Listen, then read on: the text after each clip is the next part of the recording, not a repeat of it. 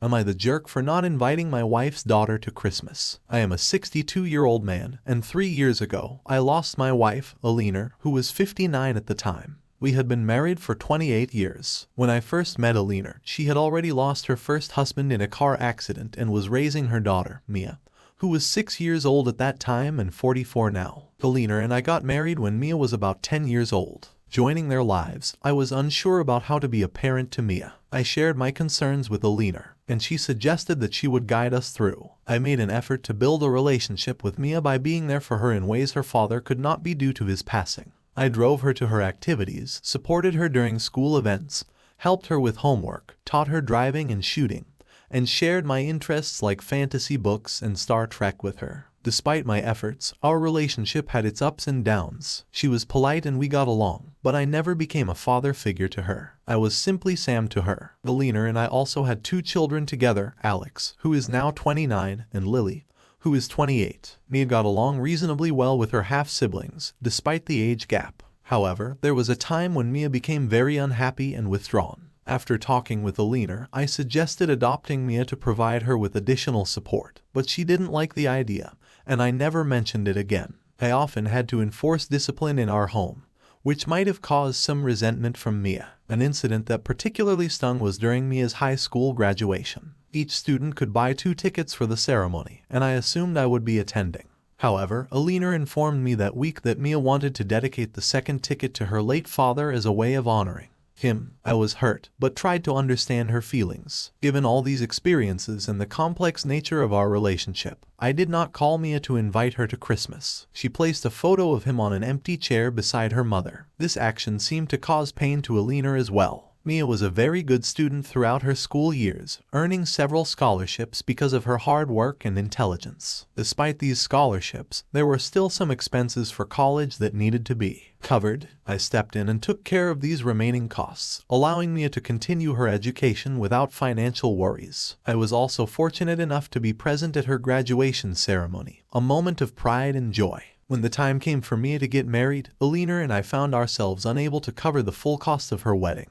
We managed to contribute to about half of the expenses. During the ceremony, Mia chose her uncle, her father's brother, to accompany her down the aisle, taking the place of her father. At the wedding reception, Mia continued a tradition of remembering her father by leaving a chair empty next to my wife, symbolizing his presence and spirit. As for myself, I was not assigned a seat next to Alina at the family table. To be honest, the exact location where I was supposed to sit escapes me, as I spent most of my time either at the bar or standing close to Alina, who found the whole situation quite difficult to endure. Nevertheless, the wedding was a beautiful event. Once the formal part was over and the dancing began, I felt less concerned about seating arrangements. The joy of the occasion took over and we celebrated together. The birth of Mia's first child brought immense happiness to Alina and me. However, it was made clear that while my wife would be affectionately called Graham by our grandchild, I would simply be known as Sam, not Grandpa. This distinction pained me. When our other child, Alex, had his first child, he offered me the choice to be called Granddad or Sam. Eagerly, I chose Granddad, cherishing the opportunity to have that special title. A few years later, Mia's marriage ended in divorce. This was a challenging time, happening shortly before Alina was diagnosed with a serious illness. Mia and her children moved back with us, and we supported her through the divorce proceedings, offering whatever help we could.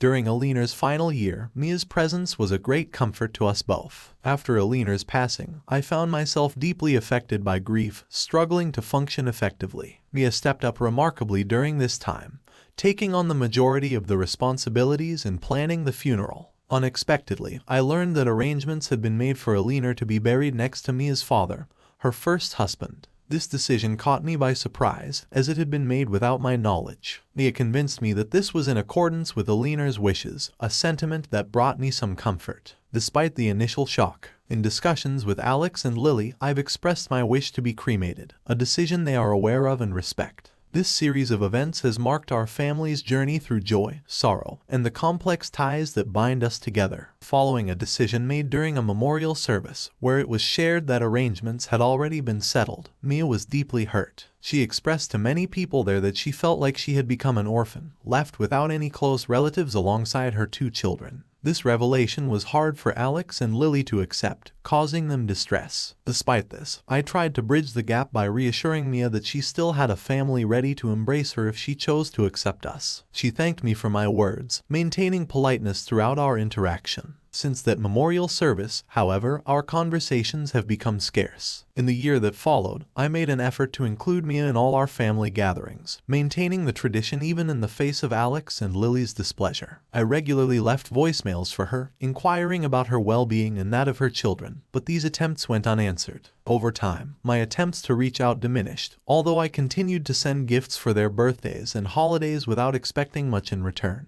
In one of my final messages, I reassured her that I was here to assist with whatever she needed, hoping to encourage some form of communication. The situation became more complicated when Lily, planning her wedding for the next year, attempted to mend fences with Mia. With Mia's ex living in another state and her children away for the holidays, she confided in Lily about feeling incredibly isolated. Lily proposed that I should extend a personal invitation to Mia for Christmas, suggesting that her presence, along with other family members, might offer her some solace. I responded by saying Mia was always welcome, but refrained from reaching out directly, suggesting instead that Lily could extend the invitation herself or prompt Mia to get in touch with me. This stance led Lily to accuse me of being unwelcoming for not making the effort to personally invite Mia. Alex, on the other hand, expressed his exhaustion with the continuous effort required to include Mia in our family events. My affection for Mia hasn't waned. She is my daughter. Yet, after numerous attempts to connect without reciprocation, I've come to believe that reconciliation must be initiated by her to truly mend our relationship. So the question arises, am I in the jerk for not directly inviting my stepdaughter to our family's Christmas celebration?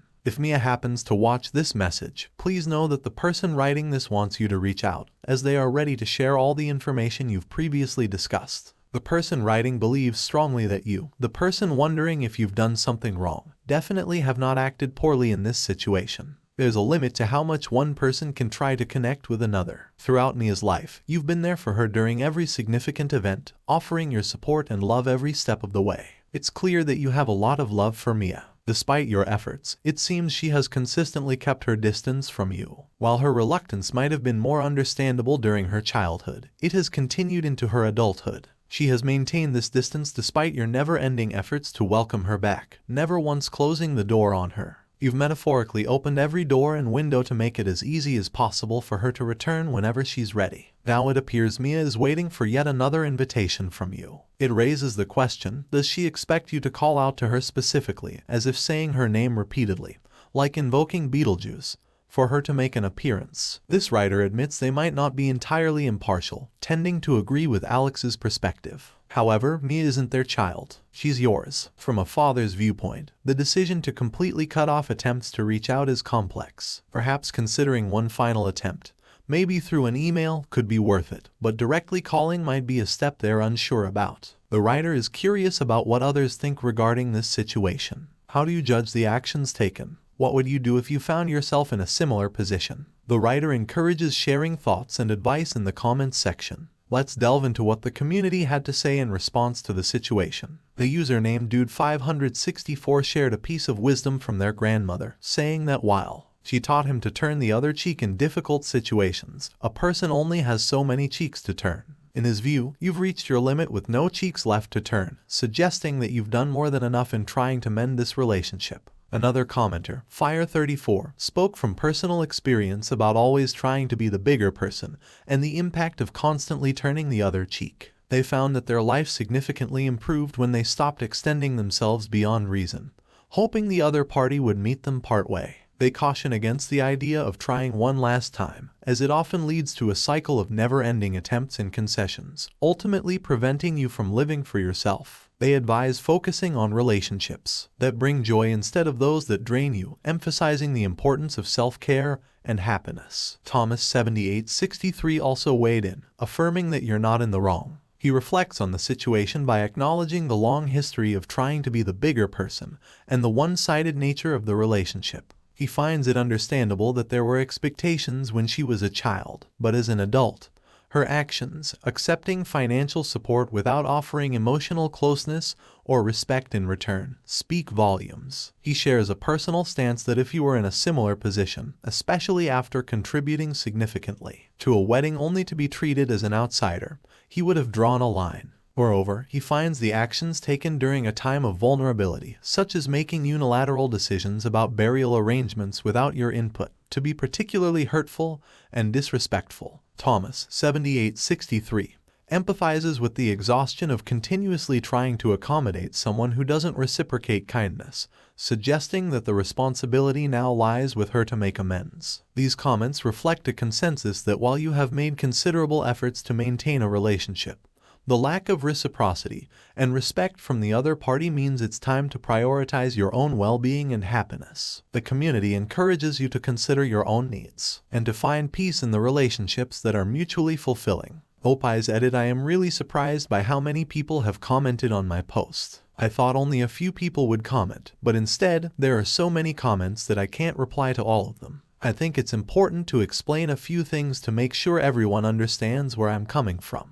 I've always tried my best to be a good parent, especially to Mia, whose mom is Alina Selby. I never wanted Mia to feel like she wasn't part of our family or that we were trying to replace her own family. I never saw myself just as someone who gives money. For Mia's education, I paid less than half because she got scholarships that covered most of it. I also contributed to her wedding as much as I could. I admit, I was upset about who got to sit where and who walked her down the aisle during her wedding. However, Alina reminded me that the wedding was about what Mia wanted, not what I wanted. Now, with Lily, Mia's sister, getting married, I will be paying more than I did for Mia's wedding because my financial situation has improved. Lily has made a request that I think her mother would have disagreed with, but I'll save that story for another time. I don't think I've done anything to make Mia dislike me, except maybe for marrying her mom. Despite everything, Mia has mostly been polite and friendly towards me. I wonder if I should have left out the part about the wedding in my post. But at her wedding, after Alina passed away, Mia and I shared a special moment that wasn't exactly a father-daughter dance. Mia once told me that her mom was very lucky to have found true love twice in her life. There was a time when Alina and I offered to adopt Mia, thinking it would make her feel more included after Lily was born. This didn't go well at all. Mia was very upset and said she didn't want to take my name in a very angry way.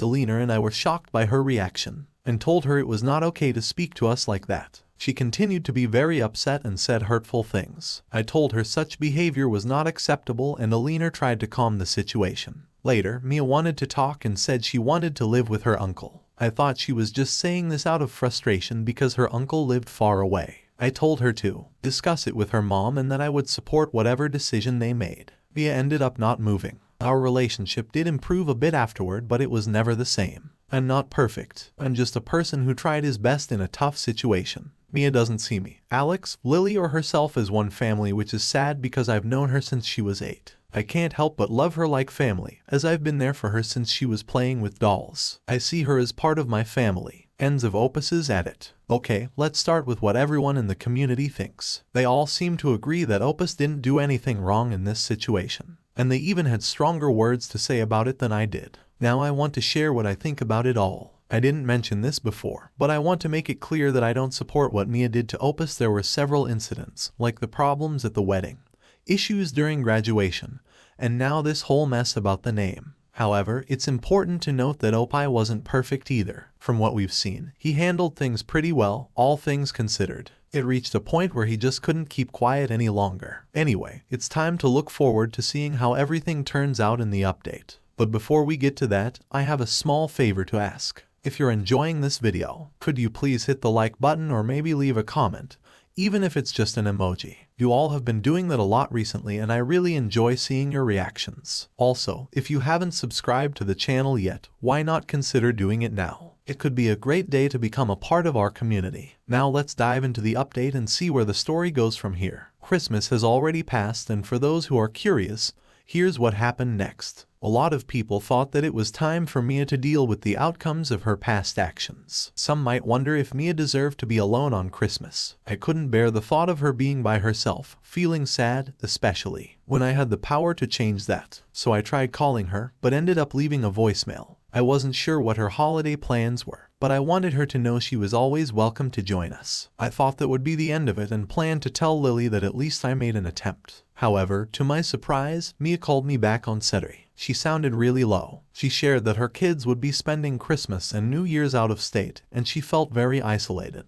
I reassured her that she was always welcome to spend the holidays with her brother, sister, and me. Mia liked the idea and agreed to come over. So, Mia, Lily, and Lily's fiancé John joined me for Christmas Eve. It turned out to be a wonderful time. Mia was incredibly kind to everyone. Looking back, my initial post might not have given her enough credit. Mia has a huge heart. She was a bit nervous at first, but relaxed more as the evening went on. We decided to watch A Muppet Christmas Carol, bringing back memories of past Christmases when my kids were little. After talking to Mia, I dug up the old Christmas stockings for Alex, Lily, and Mia. Even though there wasn't much time, I managed to fill Mia's stocking with some candy, a book, and a couple of gift cards, and did the same for Lily and John for Christmas morning. They were all surprised to find their stockings filled and teased me for not letting them know so they could have prepared a stocking for me. 2. I played it off, saying Santa's work isn't to be questioned, hinting that complaining about Santa might leave you with nothing.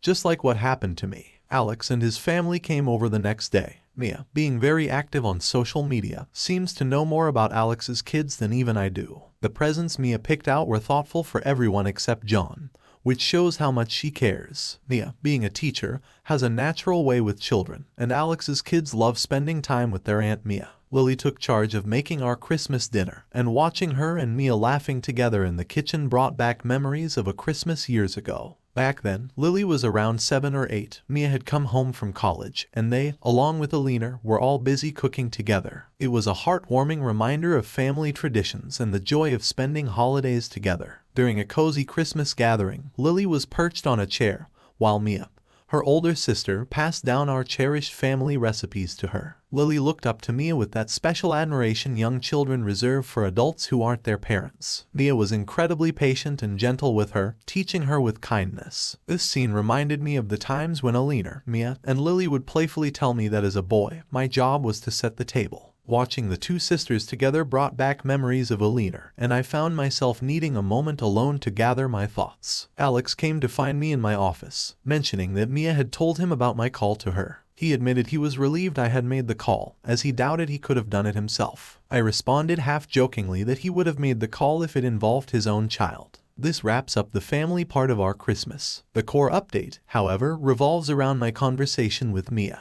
After the festivities wound down and everyone had left, Alex and his family returning home for the kids to play with their new toys, and Lily and John heading out for a late Christmas meal with John's family, I had a moment with Lily where she wished me a Merry Christmas, which was very touching. Then, noticing Mia's apprehensive look, I braced myself for a serious talk. Once we were alone, Mia opened up to me. She expressed her gratitude for being included in our Christmas celebration. She shared her experiences of dating after her divorce, particularly the challenges of meeting men who were hesitant about blending families with older children. Many of these men, she found, were comfortable with their co-parenting arrangements and saw no need to complicate matters, especially since their kids were nearing adulthood. Mia's ex-husband, prioritizing his career over family time, was a significant strain on their marriage. Mia longed for a partner who would demonstrate to her children, especially her son, that family matters are not just a woman's concern. She recounted a pivotal argument with a former boyfriend, paraphrasing for me. She had challenged him to step up as a father figure, citing my example of stepping into her life without having any children of my own.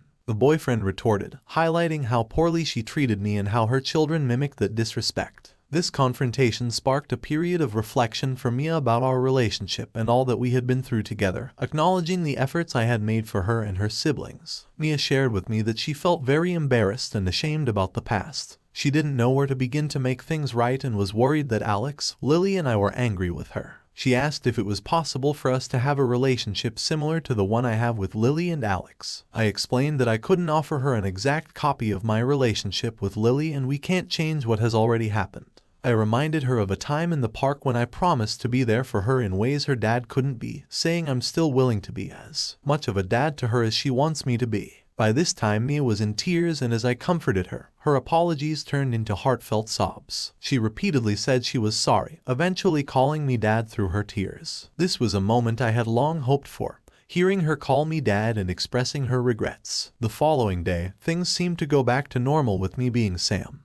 But there were moments she called me dad and even daddy a few times. It's uncertain how things will unfold, but it's a start. We also discussed her mother's funeral arrangements. Mia explained that choosing the prepaid plot wasn't meant to be secretive. It was a practical decision that allowed them to afford an encasement, which could one day include my remains alongside my wife's. Additionally, she mentioned a headstone that could incorporate both my and my wife's names. Mia also brought up an issue from the funeral. Her youngest child felt jealous seeing Alex's oldest call me grandpa, thinking it meant I favored Alex's child over him. She promised to address this misunderstanding with her children, referring to Mia as Grandpa Sam. Throughout our conversation, Mia didn't blame her behavior on her father's family or any external influences. She acknowledged her own fears and regrets, wishing she had acted differently in the past. Many people doubt whether true change is possible for Mia, and while change is difficult, this holiday season brought us closer. Even if things revert back to how they were, this Christmas gave me a precious memory of Mia wanting me to be her dad.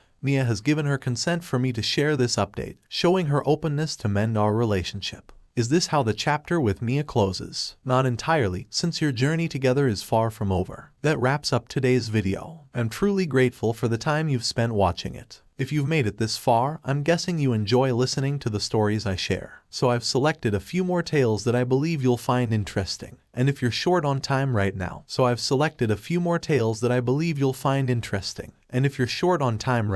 you can always save them to watch later. And of course, if you haven't already, please remember to subscribe to the channel.